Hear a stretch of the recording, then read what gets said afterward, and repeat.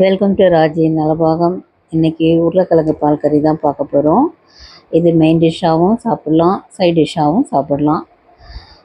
இப்போ ஒரு 1/2 கிலோ உருளைக்கிழங்கு வேக வைக்க தேவையான தண்ணீரை கொதிக்க வச்சுக்கலாம். ஒரு பக்கம் தண்ணி கொதிச்சுக்கிட்டு இருக்கட்டும். அதுக்குள்ளே உருளைக்கிழங்கை தோல் சீவிட்டு பொடியாக கட் பண்ணி எடுத்து வச்சுக்கோங்க.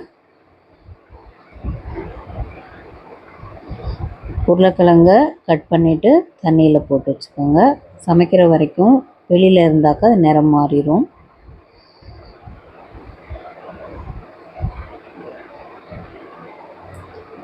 இப்போ கட் பண்ண உருளைக்கிழங்கை கொதிக்கிற தண்ணீரில் சேர்த்துடலாம்.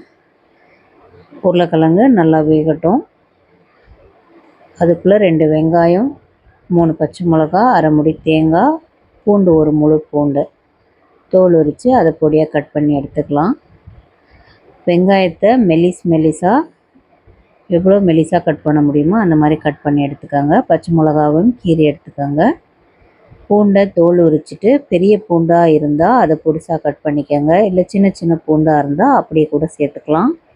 இப்போ அரை முடி தேங்காவோட 1 ஸ்பூன் சீரகம் சேர்த்து தண்ணி சேர்த்து நைஸாக அரைச்சிக்கோங்க. இப்போது கிழங்கு வெந்துருச்சான்னு செக் பண்ணிடலாம். கிழங்கு வெந்துருச்சு. தண்ணி இல்லாமல் அதை வடித்து தனியாக எடுத்து வச்சுக்கலாம்.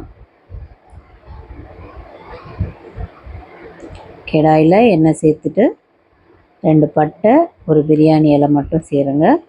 அது பொரிஞ்சதும் வெங்காயம் பச்சை மிளகாவையும் 1 நிமிஷம் நல்லா வதக்கி விடுங்க. வதக்கி விட்டதும் பூண்டையும் சேர்த்துக்கோங்க. 2ஐயும் சேர்த்து நல்லா வதக்கணும். அடுப்பு மீடியம்லேயே இருக்கட்டும். ஒரு 10 நிமிஷம் பூண்டும் வெங்காயத்தையும் மூடி வைங்க. பூண்டு நல்லா வேகணும், வெங்காயம் சாஃப்டாகணும். இதுதான் உருளைக்கிழங்குக்கு ருசி கொடுக்கும். பச்சை மிளகாவோட காரம் தான், நம்ம வேறு எதுவும் இதுக்கு சேர்க்க தேவையில்லை.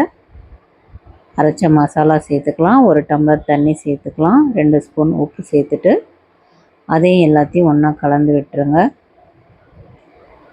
இப்போ அப்படியே அந்த தண்ணி எல்லாம் கொதித்து அந்த கிழங்கோட எல்லாமே ஒன்று சேர்ந்து வரணும். அடுப்பு ஏற்றக்கூடாது, இறக்கியே இருக்கட்டும். இந்த பதத்துக்கே நீங்கள் இறக்கிட்டால் சாதத்தோடு சேர்ந்து சாப்பிட்டுக்கலாம். இல்லை நம்ம ஒரு காரக்குழம்போடு சேர்ந்து சாப்பிடும்போது இன்னும் தண்ணி வற்றி கிழங்கு நல்லா ட்ரையாக இருக்கணும். அப்போ இன்னும் குழம்போடு சேர்த்து சாப்பிடும்போது நல்லாயிருக்கும். நீங்களும் ட்ரை பண்ணி பாருங்கள். தேங்க்யூ.